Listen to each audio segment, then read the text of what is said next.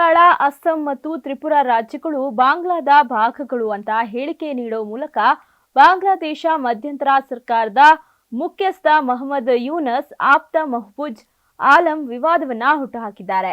ಈ ಮೂರು ರಾಜ್ಯಗಳು ನಮ್ಮವು ಅಂತ ಹೇಳಿಕೆ ನೀಡೋದ್ರ ಜೊತೆಗೆ ಬಾಂಗ್ಲಾದ ಶೇಖ್ ಹಸೀನಾ ಪದಚ್ಯುತಿಗೆ ಕಾರಣವಾದ ದಂಗೆಗೆ ಭಾರತ ಮಾನ್ಯತೆ ನೀಡಬೇಕು ಅಂತ ಕರೆ ನೀಡಿದ್ರು. ಇದಕ್ಕೆ ಕಿಡಿಕಾರಿರುವ ಭಾರತದ ವಿದೇಶಾಂಗ ವಕ್ತಾರ ರಣಧೀರ್ ಜೈಸ್ವಾಲ್ ಸಾರ್ವಜನಿಕವಾಗಿ ಇಂತಹ ಹೇಳಿಕೆ ಕೊಡುವಾಗ ಎಚ್ಚರ ಇರಲಿ ಅಂದಿದ್ದಾರೆ.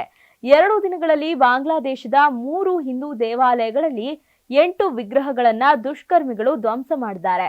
ಇದರ ಬೆನ್ನಲ್ಲೇ ದಾಳಿಕೋರ ಜಲಾಲುದ್ದೀನ್ ಎಂಬಾತನನ್ನ ಪೊಲೀಸರು ಬಂಧಿಸಿದ್ದಾರೆ. ಮೈಮೆನ್ ಸಿಂಗ್ನ ಹಲುಘಾಟ್ ಉಪಜಿಲ್ಲೆಯಲ್ಲಿ ಡಿಸೆಂಬರ್ 20 ಮತ್ತು 21ರಂದು 2 ದೇವಾಲಯಗಳಲ್ಲಿ 3 ವಿಗ್ರಹ ಧ್ವಂಸಗೊಳಿಸಲಾಗಿದೆ. ಇನ್ನು ಡಿಸೆಂಬರ್ 20ರಂದು ಬೆಳಗ್ಗೆ ಹಲುಘಾಟ್ನ ಬೋಂಡರ್ ಪಾರಾ ದೇಗುಲದ 2 ವಿಗ್ರಹ ಧ್ವಂಸ ಮಾಡಲಾಗಿದೆ.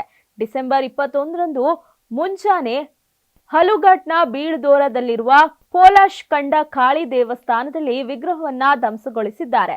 ಬಾಂಗ್ಲಾದೇಶದಲ್ಲಿ ಹಿಂದೂಗಳು ಹಾಗೂ ಇತರೆ ಅಲ್ಪಸಂಖ್ಯಾತರ ಮೇಲೆ ಈ ವರ್ಷದ ಆರಂಭದಿಂದ ಡಿಸೆಂಬರ್ 8ರವರೆಗೆ 2200ಕ್ಕೂ ಅಧಿಕ ದಾಳಿಗಳು ನಡೆದಿದೆ ಅಂತ ಭಾರತ ಸರ್ಕಾರ ಮಾಹಿತಿ ನೀಡಿದೆ.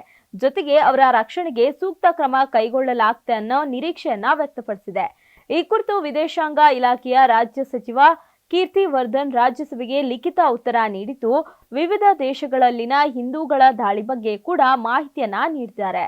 ಈ ವರ್ಷದ ಅಕ್ಟೋಬರ್ವರೆಗೆ ಪಾಕಿಸ್ತಾನದ ಹಿಂದೂಗಳು ಹಾಗೂ ಅಲ್ಪಸಂಖ್ಯಾತರ ಮೇಲೆ 222 ದಾಳಿಗಳಾಗಿವೆ. 2022ರಲ್ಲಿ ದಾಳಿಗಳ ಸಂಖ್ಯೆ ಪಾಕ್ನಲ್ಲಿ 241 ಹಾಗೂ ಬಾಂಗ್ಲಾದಲ್ಲಿ 47 ಇತ್ತು.